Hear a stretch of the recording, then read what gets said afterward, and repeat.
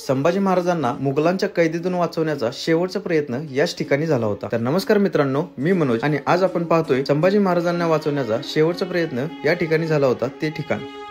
संभाजी महाराज यांना मुघलांनी गणोजी शिर्के आणि मुकर्रब खान यांच्या सहाय्याने संगमेश्वर या ठिकाणी कैद केले होते। महाराजांना तिथून औरंगजेबाकडे घेऊन जात असताना त्यांचा एक मुक्काम 32 शिराळा या ठिकाणी झाला। स्वराज्याच्या राजाला या मुघलांच्या कैदेतून सोडवण्याचा शेवटचा प्रयत्न भुईकोट किल्ला याच ठिकाणी करण्यात आला। तुळाजी देशमुख, सरदार अण्णासाहेब दीक्षित, सरदार जोताजी केसरकर यांनी 400 मावळ्यांना घेऊन खानाच्या फौजेवर हल्ला केला, पण महाराजांना वाचवण्याचा शेवटचा हा प्रयत्न असफल झाला। किल्ल्यावर सध्या दगडी तटबंदीचे अवशेष बघायला मिळतात। पडझड अवस्थेत असलेले बुरुज सुद्धा आपल्याला पाहायला मिळतात। शेकडो वर्षापूर्वी बनवलेली या किल्ल्यात एक पुरातन विहीर सुद्धा आपल्याला पाहायला मिळते। ती विहीर अजून भक्कम अवस्थेत आपल्याला पाहायला मिळते। या विहिरीमध्ये आपल्याला चोर दरवाजे पाहायला मिळतात। पुरातन विभागांना असेही आढळून आले आहे की या विहिरीतून एक भुयारी मार्ग आहे, तो किल्ले पन्हाळगड या ठिकाणी जाऊन पोहोचतो। त्या विहिरीच्या बाजूला अलीकडच्या काळातील एक शिव मंदिर आपल्याला पाहायला मिळते। मंदिराचे बांधकाम जरी आत्ताच्या काळातील असेल तरीही ते शिवलिंग आणि त्या शिवलिंग समोरील नंदी शेकडो वर्षापूर्वीच आहे असे आपल्याला जाणवते। या ठिकाणाला आता किल्ले भुईकोट असे संबोधले जाते।